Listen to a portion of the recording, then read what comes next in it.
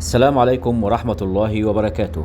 أعلنت وزارة الحج والعمرة بالمملكة العربية السعودية عدة قرارات في إطار الاستعداد لموسم الحج لعام 1446 هجريا 2025 ميلاديا، وتلك القرارات هي: آخر موعد لدخول المعتمرين المملكة، آخر موعد لمغادرة المعتمرين المملكة، الدول التي قررت المملكة وقف التأشيرات لها في الفترة الحالية. حددت وزارة الحج والعمرة أن يوم 15 شوال لعام 1446 هجريا الموافق 13 إبريل لعام 2025 ميلاديا آخر موعد لدخول المعتمرين المملكة العربية السعودية.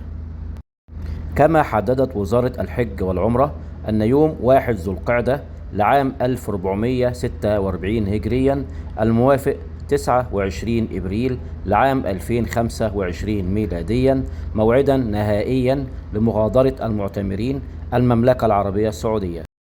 ننتقل إلى الدول التي قررت المملكة تعليق عدة أنواع من التأشيرات لها مؤقتا استعدادا لموسم الحج لعام 1446 هجريا 2025 ميلاديا، حيث بلغ عدد الدول 14 دولة، من بينهم مصر، الأردن، العراق واليمن، وذلك استعدادا لموسم الحج.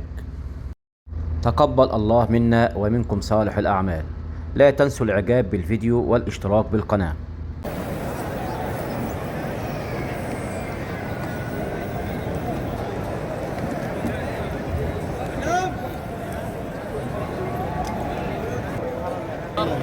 الله أكبر.